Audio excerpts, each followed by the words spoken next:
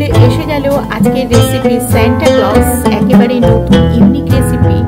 কি করে বানালাম এই সান্টা ক্লজ, পুরো ভিডিওটা আপনারা দেখুন।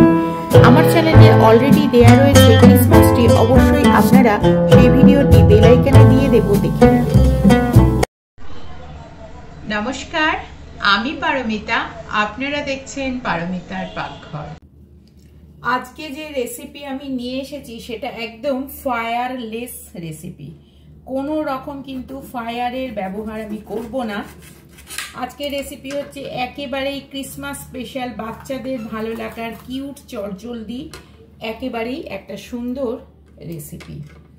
তার জন্য আমি প্রথমে এই যে একদম লাল টুকটুকে ক্যাপসিকাম, এই ক্যাপসিকামকে আমি প্রথমে কেটে একটা এই যে এই সমস্ত আছে এই সমস্ত আমি বাদ দিয়ে নেব।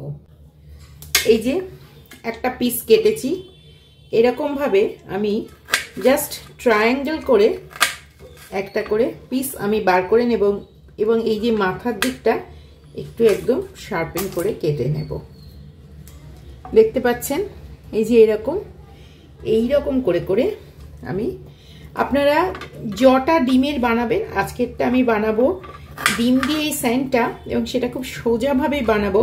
স্যান্টার অনেক রকমের খাবার আমি আনবো, তবে আজকে বানালাম এটা খুব বাচ্চাদের জন্য, বাচ্চারা খেতে এটা অত্যন্ত ভালোবাসবে। খাবারের একটা নাম জানবেন যে পেহেলে দর্শনধারী, তারপরে গুণবিচারী।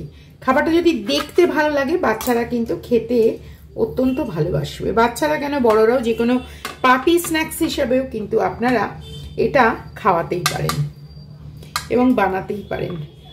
এই যে দেখুন,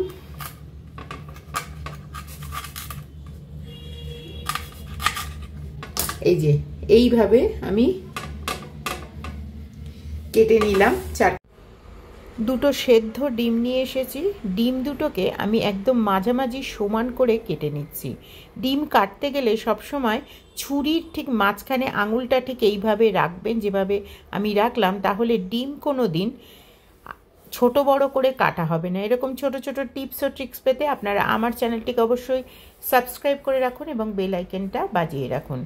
সান্টা ক্লজ কিন্তু দাড়ি ছাড়া মানাবে না, তাই আমি দাড়ি বানাবার জন্য এখানে নিয়ে এসেছি ফ্রেশ ক্রিম। ফ্রেশ ক্রিমটা সাদা যে আউটারটা থাকে ডিমের, সেই জায়গাটাতে লাগিয়ে দিচ্ছি। এটার জন্য একটু ক্রিয়েটিভ মস্তিষ্ক থাকলে ভালো হয়। আমার ক্রিয়েটিভ কাজ করতে ভালো লাগে, সেজন্য আমি এই ধরনের খাবার কিন্তু আপনাদের কাছে প্রায় নিয়ে আসি। এটা একটি ইউনিক রেসিপি। প্রথমে আমি স্যান্টার দাড়িগুলো বানিয়ে নিচ্ছি। আপনারা যদি ফ্রেশ ক্রিমের বদলে কোনো রকম হুইপড ক্রিমকে কোনো পাইপিং ব্যাগের মধ্যে দিয়ে দাড়ি বানাতে চান, সেটাও কিন্তু দেখতে বেশ ভালো লাগবে এবং স্যান্টার মতন বড় বড় দাড়িও কিন্তু হবে। কিন্তু আজকে ভাবলাম একটু হাত দিয়েই দাড়িটা বানানো যাক, সেজন্য আমি এরকম একটা দাড়ি বানাচ্ছি। বেশ সাবানটা লেগে লেগে আছে, এরকম দাড়ি দেখতে কেমন হচ্ছে অবশ্যই আপনারা কমেন্ট করে জানাবেন। এবারে মাথার দিকগুলো আমি একটু একটু করে লাগিয়ে দিচ্ছি। তারপরে কেন লাগাচ্ছি, কারণ হচ্ছে এরপরে আমি স্যান্টাকে প্রথমে চোখ দেব। এমন কিছু জিনিস ব্যবহার করব না যেগুলো খাওয়া যাবে না, তাই স্যান্টার চোখগুলো আমি গোলমরিচ দিচ্ছি। যে খাবার বানাচ্ছি সেই খাবারের সঙ্গে কিন্তু একেবারেই সামঞ্জস্য রাখতে হবে খাবারটা খেতে ভালো লাগবে কিনা। ডিম সেদ্ধর সাথে কিন্তু গোলমরিচ খেতে ভালো লাগে, তাই আমি এখানে দিলাম গোলমরিচ। সান্টা ক্লজকে টুপি ছাড়া কিন্তু মানাবে না।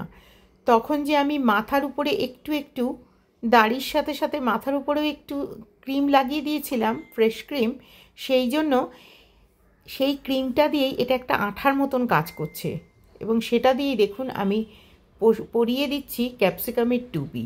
কি স্যান্টার তৈরি হলো তো? কিন্তু স্যান্টার এখনও সব কিছু রেডি হয়নি, তাহলে পুরো ভিডিওটা অবশ্যই দেখতে থাকুন এবং একটা লাইক দিন।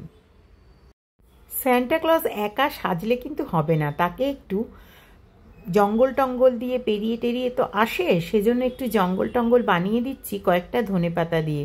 সবসময় মাথায় রাখবেন ডেকোরেশনও যেন খাবার জিনিস দিয়েই হয়। ধনেপাতা দিয়ে ডিমটা খেতে কিন্তু খারাপ লাগবে না এবং ডেকোরেশনটাও অসম্ভব সুন্দর লাগছে। কিন্তু এটাকে একটু ঝালঝাল করতে হবে। স্যান্টা যেখানটা দিয়ে পেরিয়ে পেরিয়ে আসে সেখানে কিন্তু বন জঙ্গলের সাথে একটু কালো কালো জিনিসও থাকে, তাই আমি দিচ্ছি একটু কালো গোলমরিচ। ডিমের মধ্যে দেব না, তাহলে স্যান্টা কিন্তু একটু নোংরা হয়ে যেতে পারে। স্যান্টাকে আমি কোনোভাবেই নোংরা করতে চাই না, আমার ধপধপে স্যান্টাই পছন্দ, সেজন্য আমি পাশ দিয়ে দিলাম। কিন্তু স্যান্টা তো বরফ ছাড়া আসে না, সেজন্য একটু বরফ বানাবার জন্য আমি দিয়ে দিচ্ছি সাদা ধপধপে লবণ। অন্য সময় অন্য লবণ দিলেও আজকে কিন্তু আমি সাদা ধপধপে লবণই মানে রেগুলার লবণই ব্যবহার করি। আর ডিম খেতে কিন্তু লবণটা বেশ ভালোই লাগে। তাহলে সমস্ত খাবার উপকরণ দিয়ে তৈরি হয়ে গেল আমার আজকের রেসিপি, একেবারে ইউনিক রেসিপি সান্টা ক্লজ। কেমন লাগলো আজকের রেসিপি অবশ্যই আপনারা কমেন্ট করে জানাবেন। আগামীতে আমি আবার ফিরবো আরও নতুন নতুন রেসিপির সাথে। তাহলে আজ এই পর্যন্তই। আমি ছিলাম আপনাদের সঙ্গে পারমিতার পাকঘর থেকে পারমিতা।